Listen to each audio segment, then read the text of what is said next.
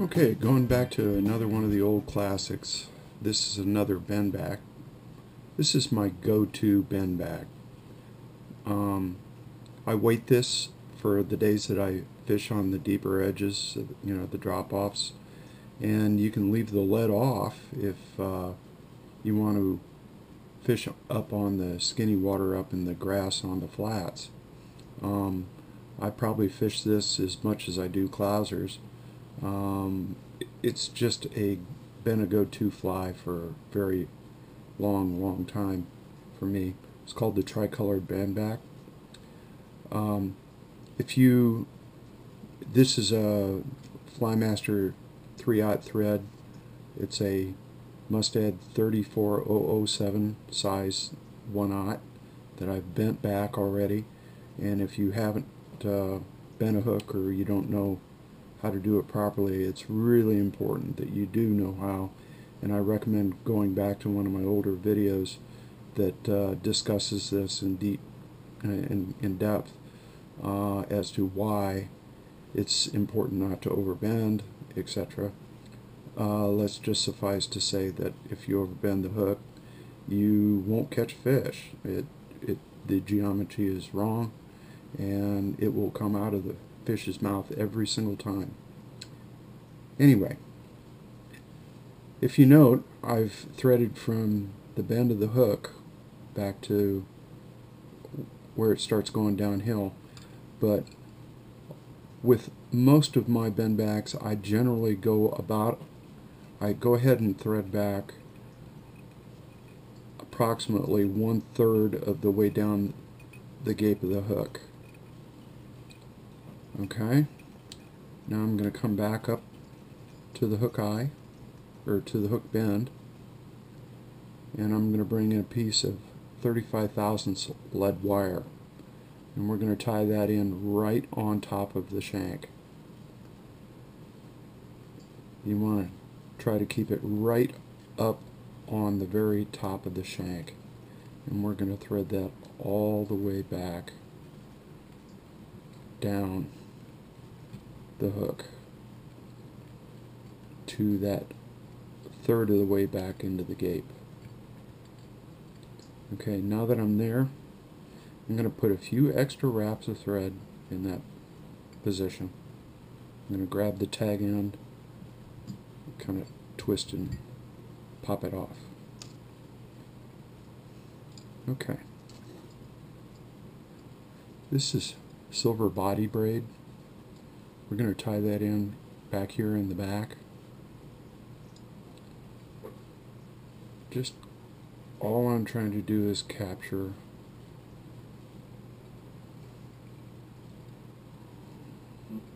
okay, and now I'm going to carefully come back over the lead and put an extra set of thread wraps over it, just to keep it cinched down tight and keep it in position.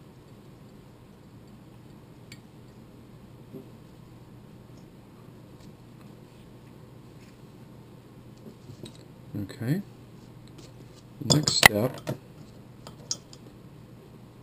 and an important one, is to glue all this down. I've got some Dave's Fleximent. It's pretty watery thin. I am going to kind of sloppy glue this.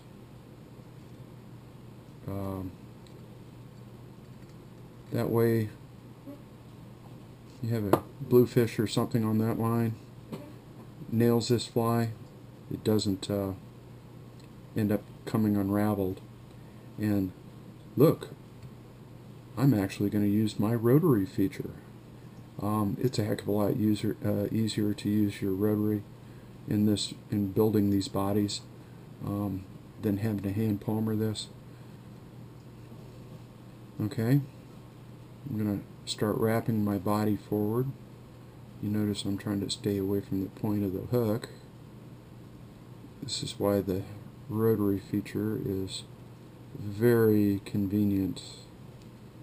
And if you don't have a rotary vise, I definitely recommend that you think about investing in one. Makes life much simpler. Okay, we're up to the bend of the hook. I'm going to go ahead and tie that off.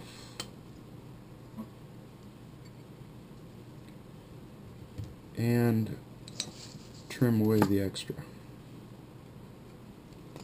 And just for security, I'm going to go ahead and put a couple more wraps.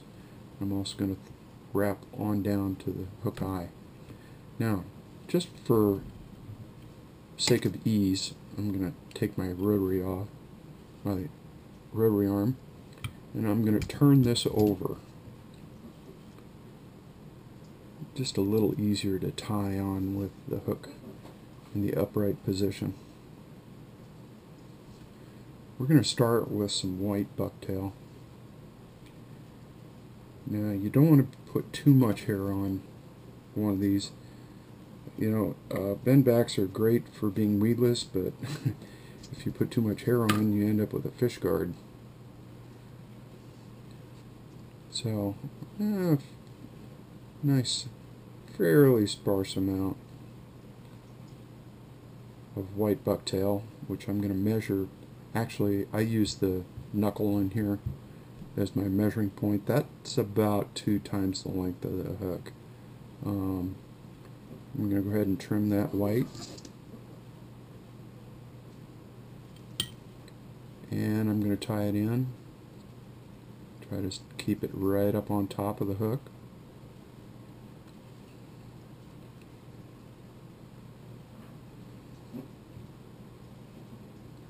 Looks pretty good. Next color we bring in is some yellow. You don't have quite as much yellow as you did the white. And I'm going to measure that off of my white for length and trim that. Go ahead and tie that in right on top of the white.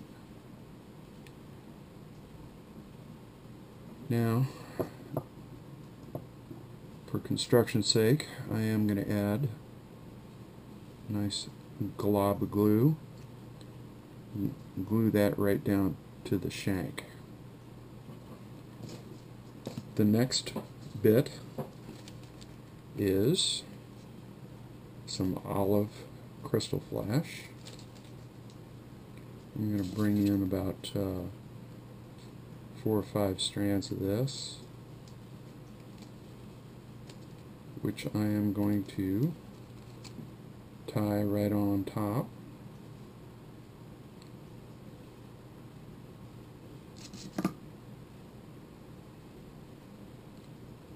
I'm going to bend this across, or wrap this over the thread, get my ends matched up.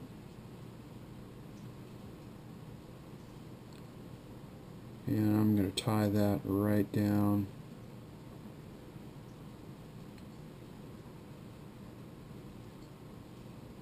on the top. The last color is a nice light olive. This is kind of a yellow olive. Bucktail.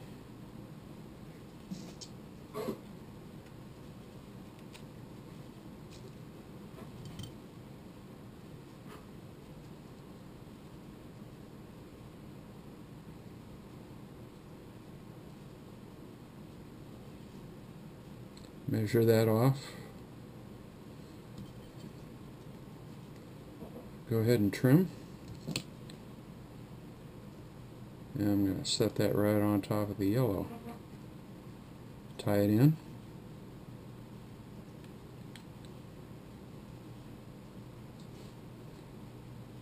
And we're almost there.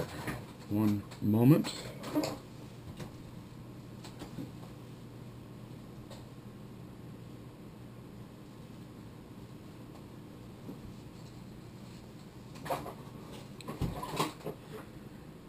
I forgot to get my gold Flashabou. This is a the gold holographic Flashabou. I've got 3 or 4 strands of that, which I'm going to tie across the thread.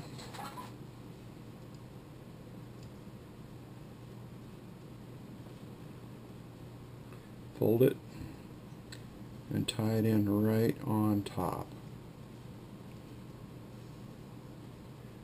Now if you notice, this is a little longer than the hair is back here, but really that doesn't matter. I like it to leave it, go ahead and leave it long. I'm going to build my head just a slightly and whip finish.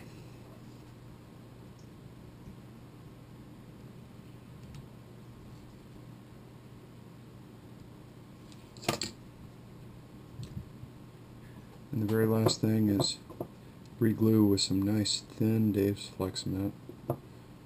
Can't go wrong with this stuff. Now, this fly is done. You can paint some eyes on it, you know, up here in the front after it all dries out. You can put some Sally Hansen's Hard as Nails, give you a nice gloss coat or some similar product, maybe UV epoxy. But, you know, honestly, this is the way that I fish it, and it's a great fly. Like I say, I use this fly a considerable amount when I fly fish, especially when I'm fishing in deeper water. Again, leave the lead out of this, you know, the step of putting the lead in out, and it works really great wintertime lows in the tides. In the grass. It's just a fairly weed-proof fly. That's why it's such a great fly. Anyway, this is the Tri Colored Bendback, and thanks, and try to tie a few of these. It's well worth it.